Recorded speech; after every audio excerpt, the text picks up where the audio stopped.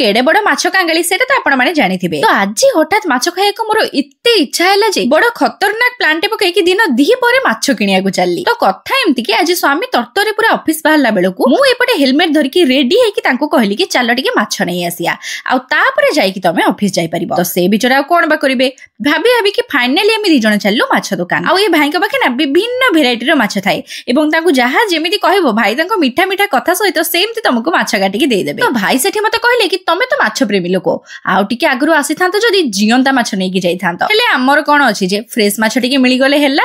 तो रोही माछ धरके मु एका घर को फेली आ स्वामी गले तांगरा ऑफिस माछ को काढी धुआ धुई करी लूण हळदी सोरिस तेल गोळी देकी जळखिया कर नथिली। तो सेटा आग कर देकी माछरे कोन करी बोली भाबी कि मन लाखी 2टा पीस खंडे माछ काढी की कड्डे करी की भाजी देकी चलली गरम गरम उषुना भात आ डाली सहित खाइबा। आ माछ भजाटा हेची माने साइड रे लूण लंका रसुण पागटा न हेले कोन चलिबो की। तो पेटा मन भरी की भात डाली आ माछ भजा खाइला परे जो शांतिटा मिलिला सेटा तो मु भाषा रे भी वर्णना करि पाइबिनी। हो मोरे भी किछि काम नै मु जाय निघोड निदरे सोइबी। आपण माने बस जिबा आगरो मो चैनल टाको फॉलो सब्सक्राइब कर दे कि जेमति हेले जानतु।